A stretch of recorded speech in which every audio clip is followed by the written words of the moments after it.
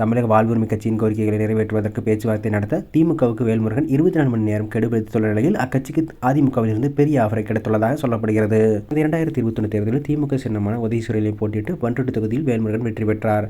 இந்த முறை தங்களுக்கு தனி சின்னம் வேண்டும் என்றும் குறைந்தபட்சம் 2 தொகுதிகள் ஒதுக்கப்பட வேண்டும் என்றும் அவர் வலியுறுத்தி வருகிறார். ஆனால் திமுக தரப்பில் பழையபடி 1 மட்டும்தான் தர முடியும் என்று தெரிவிக்கப்பட்டதால் அதிருப்தி ஏற்பட்டுள்ளது. 10 அம்ச கோரிக்கைகள். வெறும் தொகுதிகள் மட்டுமல்லாது கொள்கை ரீதியாக 10 கோரிக்கைகளை வேல்முருகன் முன்வைத்துள்ளார். வன்னியர்களுக்காக 10% உள்ளொதுக்கீடு, தமிழக அரசு பணிகளில் 100% தமிழர்களுக்கு முன்னுரிமை, ஜாதி வாரியான கணக்கெடுப்பு நடத்துதல் என்பன உள்ளிட்ட 10 கோரிக்கைகளை திமுக தனது தேர்தல் அறிக்கையில் சேர்க்க வேண்டும் அல்லது உறுதியளிக்க வேண்டும் என்றும் அவர் நிபந்தனை விதித்துள்ளார். எங்களது நியாயமான கோரிக்கைகளை திமுக செவிசாய்க்கவில்லை என்றால் கூட்டணிகளை தொடர்வது குறித்து மறுபரிசீலனை செய்வோம் என வேல்முருகன் பகிரங்கமாக தெரிவித்துள்ளார்.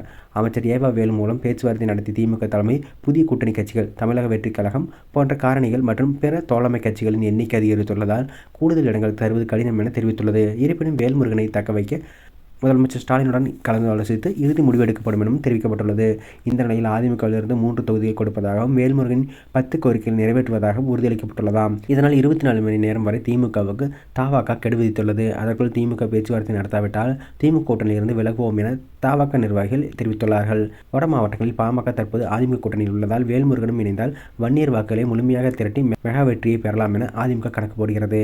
திமுகவில் கடந்த 5 ஆண்டுகளாக புறக்கணிக்கப்பட்டதாக வேல்முருகன் உணர்வதால் அதிமுகவில் அவருக்கு கூட்டணியின் முக்கிய முகமாக முன்னுரிமை அளிக்கப்படும் என தூது அனுப்பப்பட்டுள்ளதாம். வேல்முருகன் போனால் வன்னியர் வாக்குகளில் சரிவு ஏற்படும் என உளவுத்துறை எச்சரித்துள்ளதால் அவரை சமாதானப்படுத்த அமைச்சர் ஏவா வேலுவை திமுக மேலிடம் மீண்டும் பேச்சுவார்த்தைக்கு அனுப்பியுள்ளதாம். ஒருவேளை வேல்முருகன் அதிமுக பக்கம் சாய்ந்தால் அது திமுக கூட்டணியில் ஏற்படும் முதல் பெரிய விரிசலாக பார்க்கப்படும்.